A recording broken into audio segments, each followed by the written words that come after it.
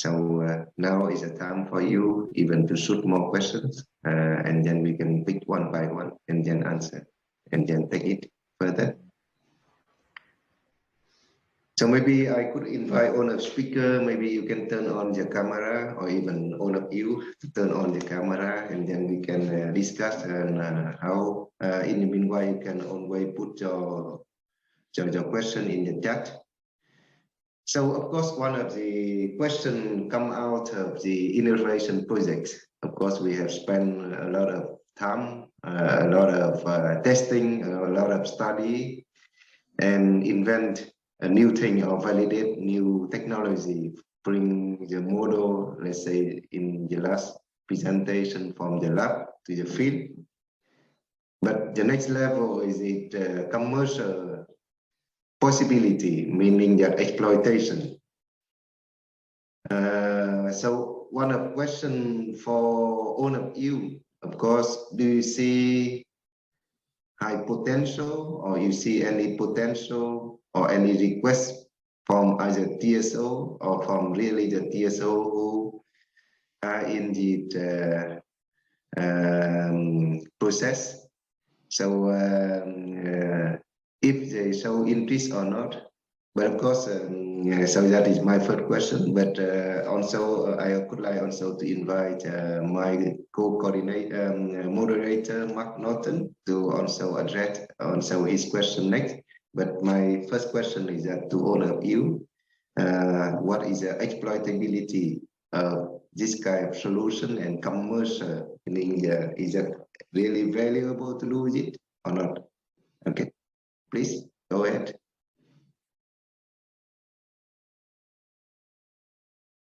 Maybe Nikos, yes. I believe that based also on the feedback that we have received during those years, that there can be market value in the solutions that are being proposed in the project. Most of those, although they involve large-scale hardware and software deployments, most of those are quite easy to introduce, to install, to deploy, and can offer significant advantages to the system operators as an alternative to balance and to stabilize their grids, especially in renewable dominated grids, and by at the same time deferring very costly and time consuming let's say conventional investments such as the construction of new lines, the installation of new transformers, or in general to increase the capacity of the grid with conventional means. So I believe with that with the right marketing and exploitation of all the solutions that are being proposed, we can definitely come closer to the markets and provide real value with those solutions. Thank you very much, Nikos. Is there any other intervention? Could be maybe from Mark or a colleague from Joan and Ziona and Balin. Yeah, Tom, do you want to just repeat the question just to make sure I get it right?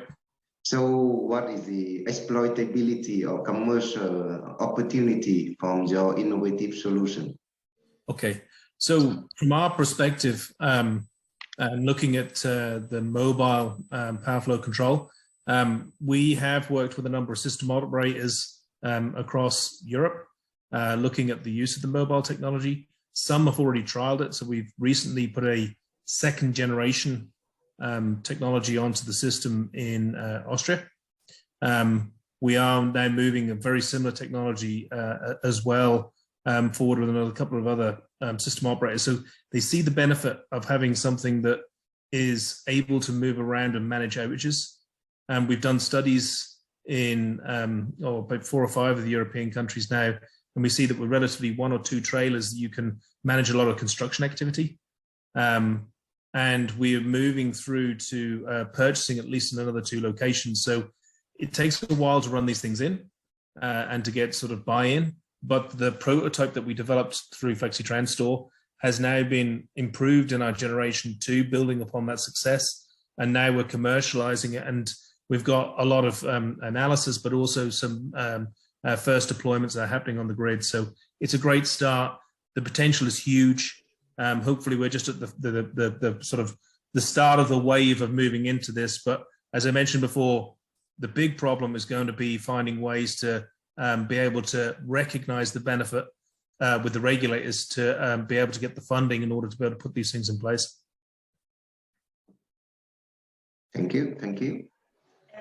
Tom, in our case, the FLEXITRANSTORE project was permitted us to develop another project, generally for remote access environment, island. In Mauricio, we have 2 solutions, and we have in Rodriguez too, in Tonga, we have 2 solutions of this kind of best system. I think this kind of solution are very good for weak grid. So, and in this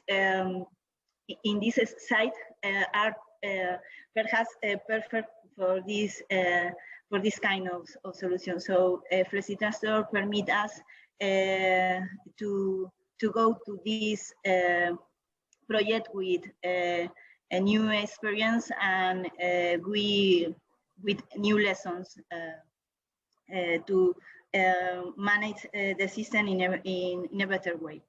And for that, it's very, very important that use tools like hardware in the loop, because in these tools we can reproduce the problems that we can see on site later.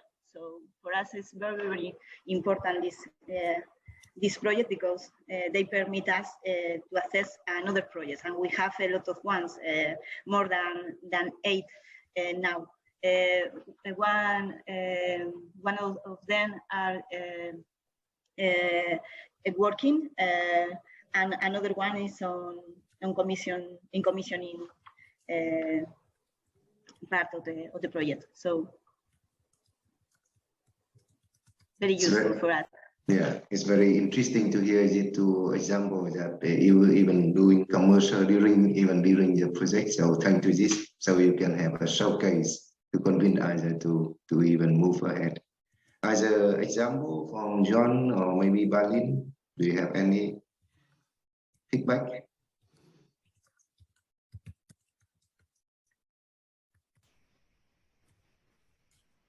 Hi, can you hear me? Yes.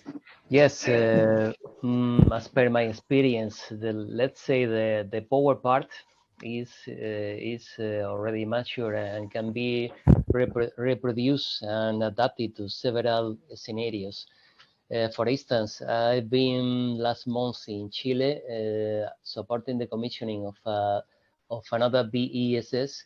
This time it was integrated in a concentrated solar plant, solar power plant, totaling 12 megawatts. That is about 10% of the total power of the solar plant. In that case, the configuration was similar to FLEXITRANSTORE. Again, it was modular because it comprised 6 modules, 6 BESS modules, 2 megawatts each, totaling the 12 megawatts. Of course, it was requiring more space for the installation than in the case of FLEXITRANSTORE. In this case, in order 2 containers per module, per 2 megawatts module was required, and these modules was connected to the plant substation in a independent connection point, and they were able to take power and to deliver power from the grid.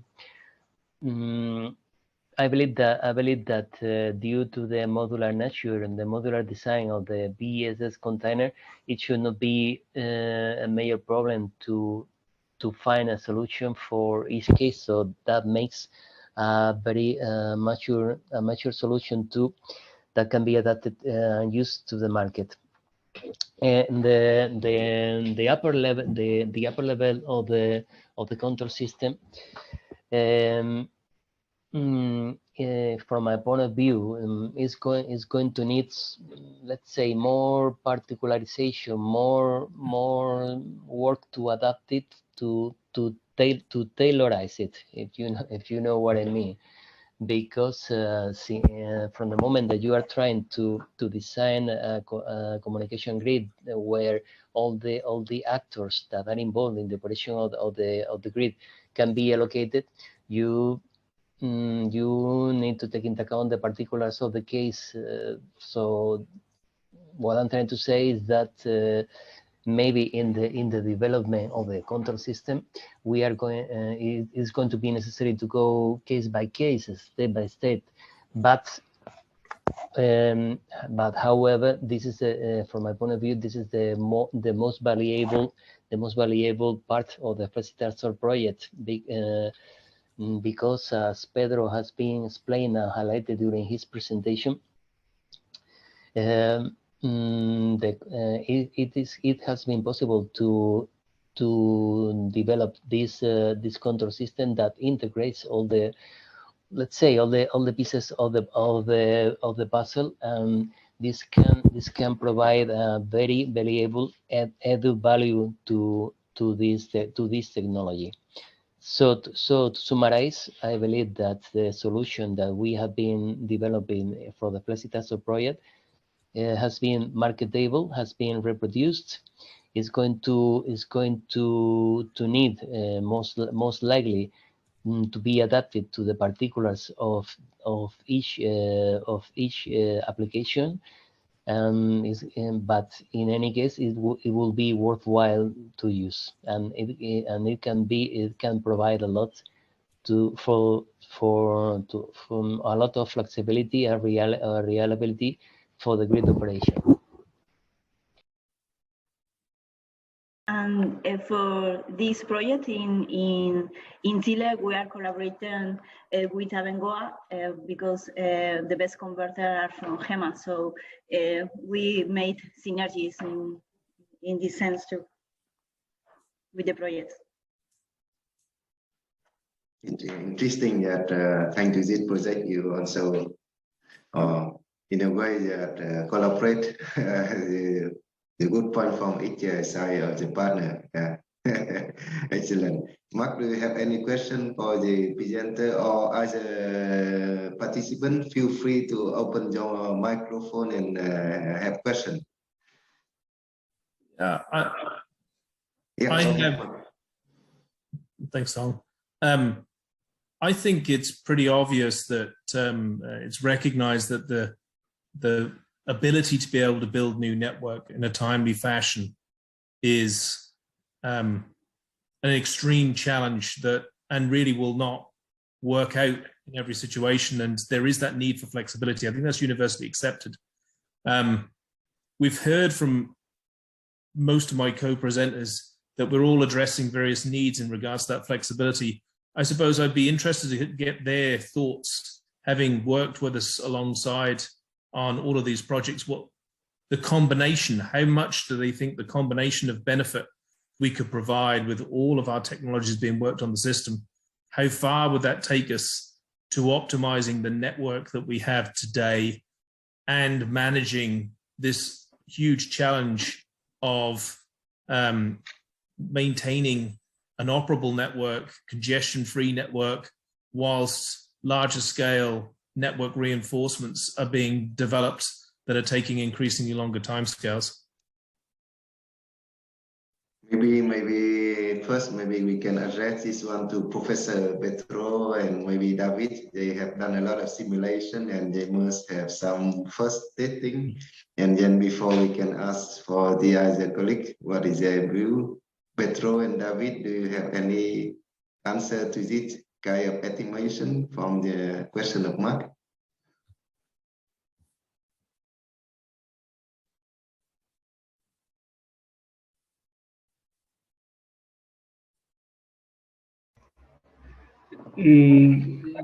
Yes, this is David. I was following the comments from Mark, but I did not catch fully the question. Just in case you could rephrase, so I'm sure that I'm addressing the right concern. Yeah, we all have our technologies and demos that we've shown, and they've been successful. They would appear to provide a range of needs, or to address a range of needs, I should say. In combination, how much do you think that they could offer to the grid? And would they be able to manage the situation of this, protracted grid development that we're seeing? Yeah, okay. Yes, in the end, these will be tools, okay, that we have at our disposal to prepare against different scenarios. For instance, for the demonstration in Bulgaria, we were anticipating that, okay, some disturbances will happen on the grid in order for the PSS tuning to be properly adapted to that. But okay, in the time that we were testing, no disturbances happened. Okay, so this is why this kind of hardware in the loop tools were very useful to test different scenarios, different kinds of disturbances, also different kinds of generators and size of the grid, because our generator was 3 megawatts. Against the transmission grid in Bulgaria, it's almost nothing, so no effect will be appreciated. But with this hardware in the loop technology, we will have tools in order to experiment with different sizes of generators, or to have this kind of testing with smaller grids, with different kinds of renewables and so on. So it will be very useful for all these demonstration and learning of the algorithms and tuning before the final implementation. In fact, the commissioning that we performed in Bulgaria was really fast. I mean, and the results were I presented that we were exceeding the expectations, but it was not a very long commissioning, because thanks to all the research doing in the lab, we were able to anticipate to the different situations, of course, getting data from the historical data collected in the grid. But based on all that data and the testing in the lab, then it was rather straightforward, the commission. And that's why we would like to stress these capabilities of hardware in the loop. I don't know if Pedro or other colleagues from LIST would like to further comment. Well, from my experience, I mean, this matter of the new digitalization of energy systems, okay, is generating a new paradigm, okay, it's a paradigm which is completely new as well for the system operator. Therefore, actually, it's not only us as technology developers or solution providers, the one which are new in this area, okay? The system operator is new as well. Therefore, this is why today concepts like digital twin and this kind of new, let's say, sandboxes or digital sandboxes are very popular actually, because it allows us to test and to provide solution and facilitating making decisions regarding rating, regarding procedures, regarding many things that are not possible to be tested even in living labs, okay? I mean, even having some end users open to collaborate with the system operator for testing a given technology. That is not possible because there are some guarantees, some insurance, I mean, at the end of the day, the security of the end users should be guaranteed, okay? And these technologies are still quite new in the power systems, or in the new power systems. No? So I consider, in general, now we are in a time where, well, we are integrating more and more new technologies, new power processing technologies in power system, energy storage, electrical vehicles, demand response, HVDC. I don't know how many new things which are not tested altogether. Okay, the system integration is a real issue, and well, this is why for years, I think there will be a kind of mesh or kind of puzzle all together. There are people, I mean, some systems, I don't know, not properly tuned and these kind of things. And there is a market. I think what is a need? I mean, there is a need for sure. And this matter of the new mechanisms, but that is not new. I mean, if you realize about HVDC systems, they were commissioning based on this kind of technologies. They were large-scale systems that were commissioning based on this kind of simulations for many years ago. The matter is now such technology is wide, open the scope, and new players, new providers, new technology developers are there, and new needs. Okay, therefore I think, yeah, I mean, I think there is a area for that, and actually many system operators are developing today their own digital twins and this kind of, their own companies focus on that. Okay, so yeah, I think there is a room for. I mean, the project provided an example about how something that moved from the conceptual perspective, because in this project we are talking from analyzing the flexibility services, designing the new markets, and eventually we install gadgets which are several tons in a given area. Okay, therefore we are covering all the functional chain, and well, we demonstrated at least, okay, there are some challenges, and also we demonstrated how useful some tools could be as well. Okay. This is my perspective. It's interesting that you raise the HVDC as a technology that had to break ground and then became, you know, mainstream as being used widely, and it was almost a situation where it had to be used. There were situations where there was no choice, but getting that traction thereafter, having the proof of concept, it took many years to get to the sort of acceptance levels that we have now. If we're going to succeed, at least in my opinion, if we're going to succeed for 2050, and we're looking at the scale of network build that needs to be made, I can't see that we're going to have the luxury of being taking a long time to bring these new technologies that we're talking about in this project on stream. We need to have a more rapid way of doing it. I'd ask my work package leaders, I mean, you know, fellow presenters, what would you see as the single biggest thing that could accelerate the scale of the connection, the speed of the connection, you know, that adoption across the grid? Yeah, I fully agree. I fully agree. The time window is shrinking. Okay, therefore now we have no time for I mean, other developments you mentioned, even offshore wind. Offshore wind, yeah. We had been working on offshore wind for 25 years ago, okay? But now grid integration at the distribution level, at the smart grid technologies and so on, this is something we need for tomorrow, okay? So for tomorrow, actually.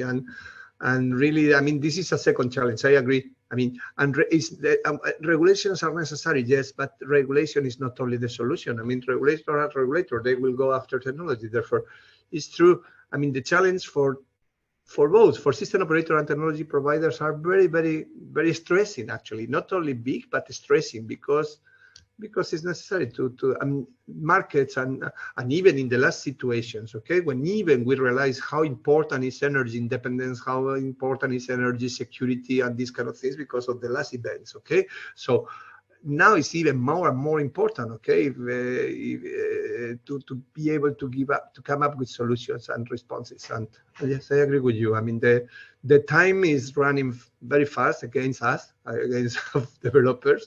And yes, this is sometimes stressing, and it's difficult also to find people because it's a new area. It's difficult to find specialists, okay, to find engineers, researchers that would be able to work in the area. Therefore, yeah, challenge is quite important. Yes, I agree. I agree.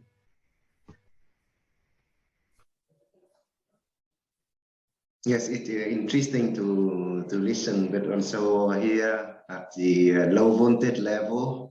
Let's say in Belgium, in half of Belgium, is that in Flemish region, that we change now to smart meter, meaning that we don't allow the household with the solar system to turn backward. Suddenly, last year we applied this policy, and 20,000 households installed battery. of 10 kilowatt hour minimum. So 20,000 with 10 kilowatt like that, you can multiply how many reserve we can have at the household level. And also at the electric car is coming also rapidly, heat pump also at the household level.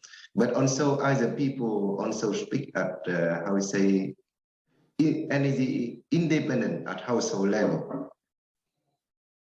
Here we also speak about the flexibility at the transmission level, but also if we can pull on those systems also, and also geographic thing like that.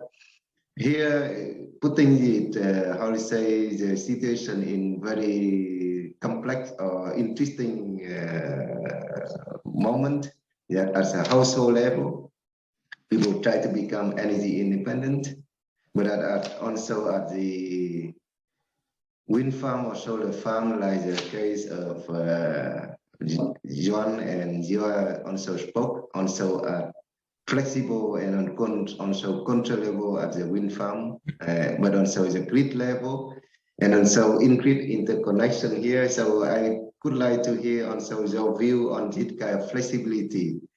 Why do we need it, and how far can we still need it, or do we really need it for now, or do we still need a kind of grid build and then forget? Let's say like that, I don't have to take care of it for 100 years. As long as it's big enough, so I don't have to worry about congestion, etc. Yeah, maybe Mark or as a colleague, you can comment. I think the single biggest challenge that anybody in the industry has at the moment, and it doesn't matter if you're in, planning the network, or whether you're funding it, or whether you're investing, or whether you're managing it, operating it, doesn't matter, is uncertainty.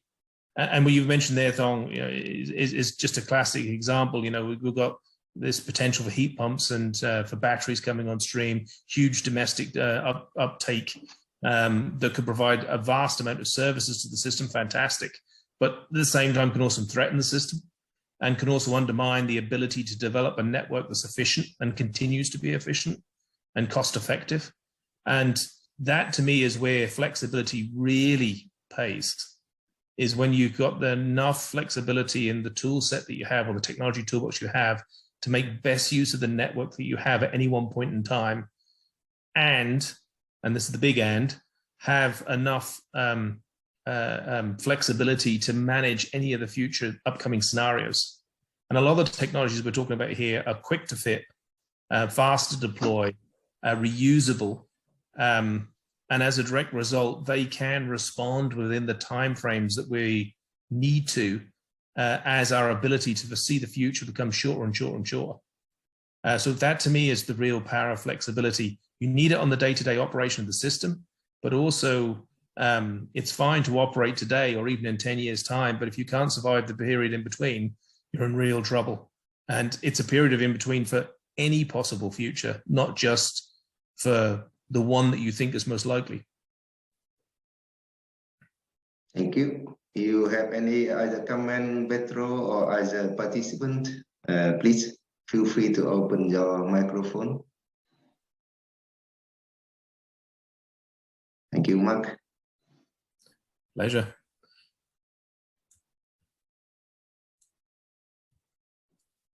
So, as maybe the last question, maybe to one of the presenter, because you have done all of this thing, and of course today we also have chance to meet other participants in our workshop. We say that when we open a door, we see many other doors, meaning that when we open a door, we see many other opportunities, meaning that we see new things, we explore new things, we see new challenges. I could like you to invite, meaning to say which door you want to, or opportunity you could like to offer, and then invite other participants in this workshop, maybe to join and work with you in one of the upcoming research project or innovation project or any commercial project.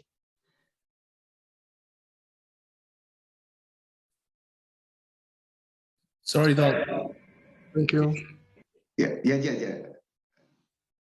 Can you?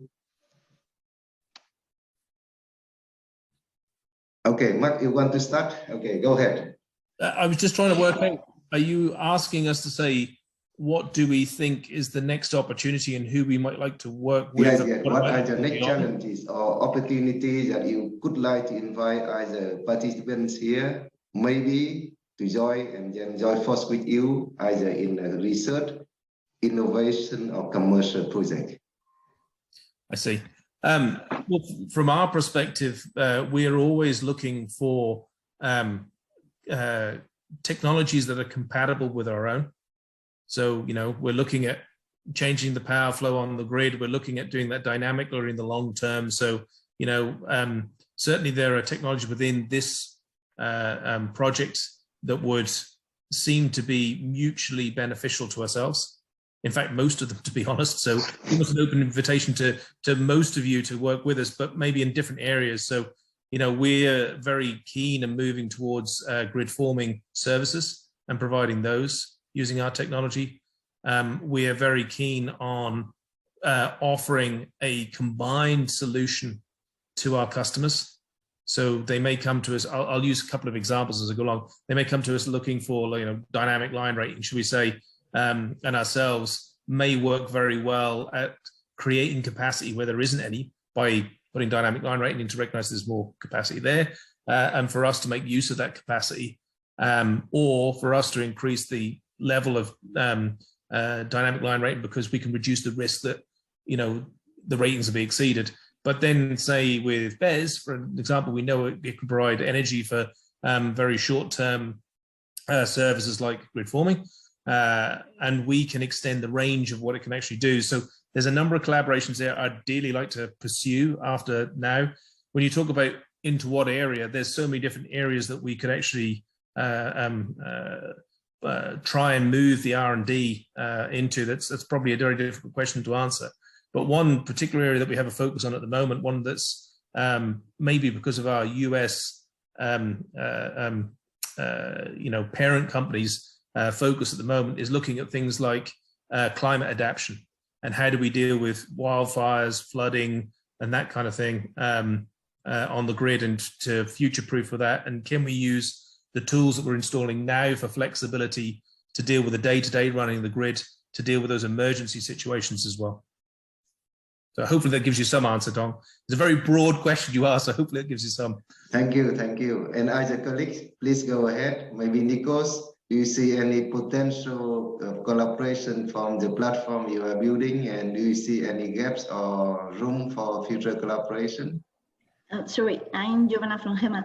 In our case, we are investigating with the grid forming. Is the area that are very interesting for us, and we think perhaps not in the near future, but perhaps in a medium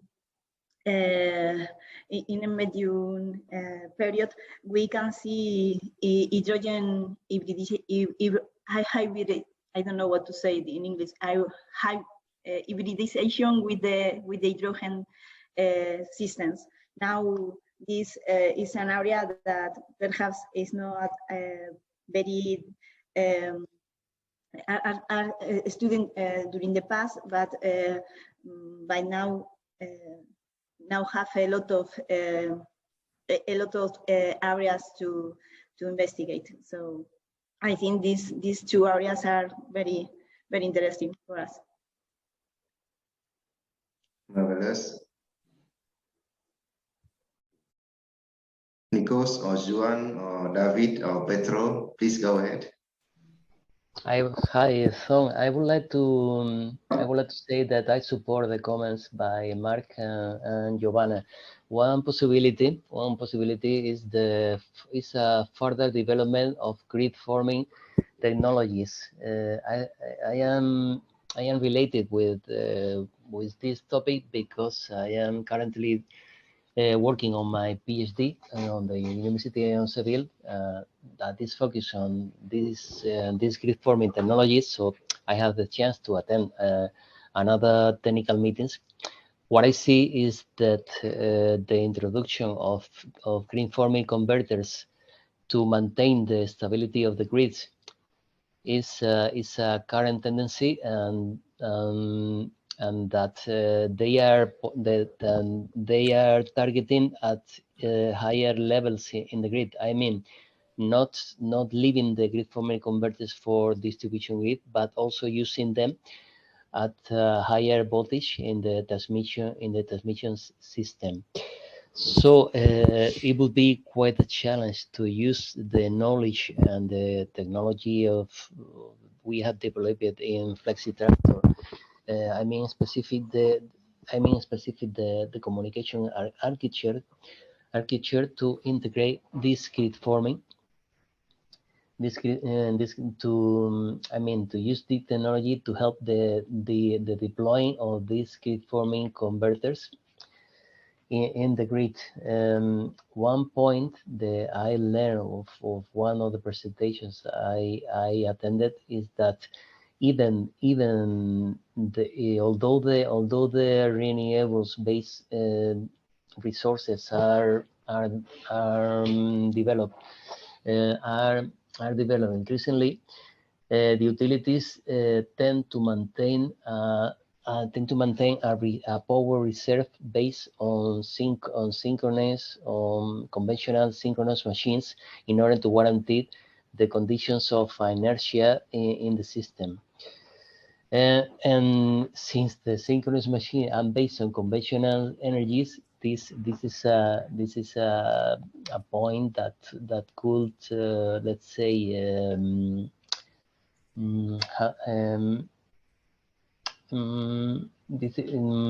what I intend to say, if you are forced to keep the synchronous machine based on conventional fuel in your system, you are losing the opportunity of using renewable sources. So it would be a good thing if we can use the knowledge that we have got with this FLEXITRANSTORE project in order to help the grid forming converters based on renewable sources, help them to be deployed in the system and reduce our dependence on conventional synchronous machines.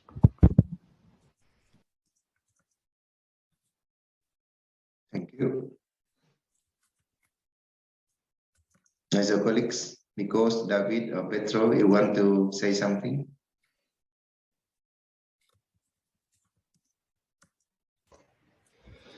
Yes, I could stress that the developments that we have performed in this project, one of the aspects that we have not been, say, addressing specifically, of course they are considered but not specifically developed, would be about cybersecurity. I think this is something that we need to continue working on in all the different elements of the value chain as technology providers, but also as the end users, because of all the limitations that there may happen with this kind of cybersecurity needs. Because with all the digitization, we have a great amount of information available everywhere, but then we are also more vulnerable, and the attack surface will be also greater. So we will need a way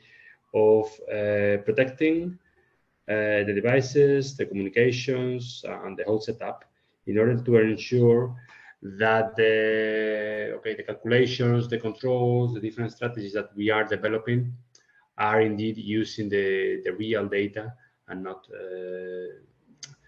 fake data that could have been tampered with. Okay, so I think this is a way that we should continue moving forward. It's true that in this project, by the different solutions that we have tested, most of them already incorporated a lot of security measures, but I think we will need still to continue working on that, especially because this project is started 4 or 5 years ago, and now we need to continue preparing against the new challenges that we are facing.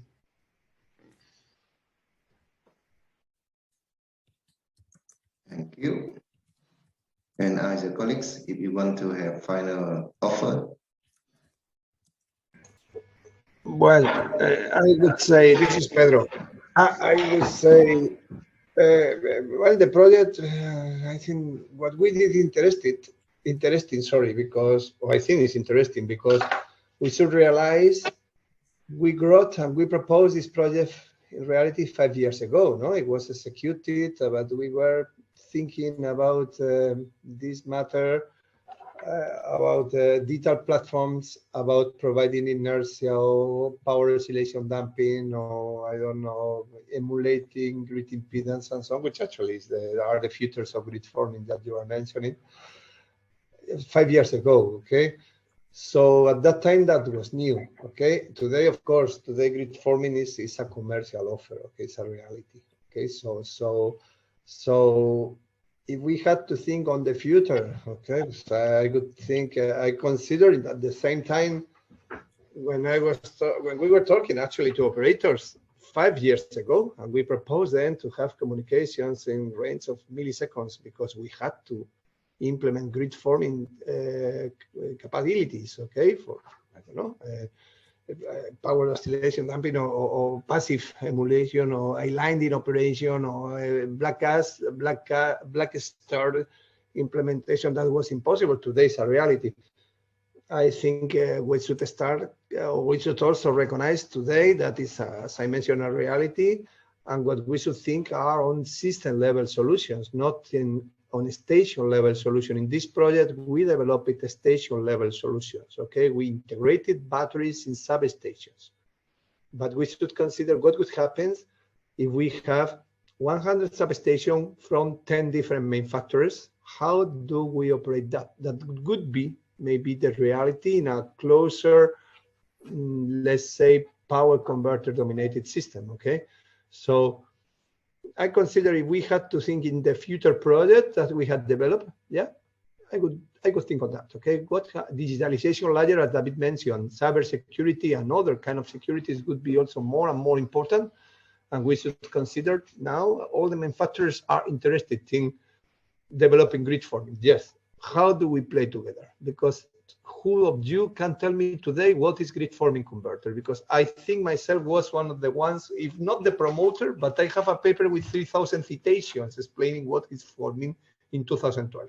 So, and actually when I was working in a company at that time, that company told me I was almost crazy because I was talking about something emulating a power converter, about a grid generator, that I was close to be considered these guys from the university, okay? That was the reality. Today, maybe the same company is telling they want to play with grid forming, it's curious.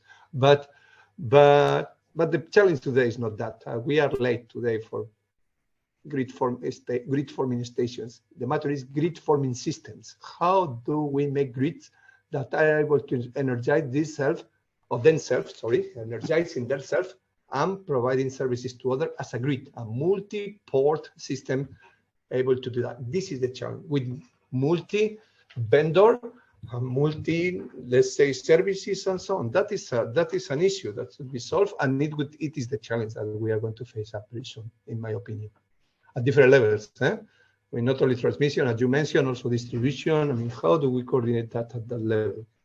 So I think it is a project. The matter is, I think there is not any call today on that in the European projects. Thank you very much. Just a quick point on that, Pedro. The other thing that's got to be taken into account, I know I take the cybersecurity issue, but the one decision that also needs to be made is how much of this is going to be coordinated and how much of it is going to be localized actions that collaboratively do the right thing in the same way as an ABC type scheme would, or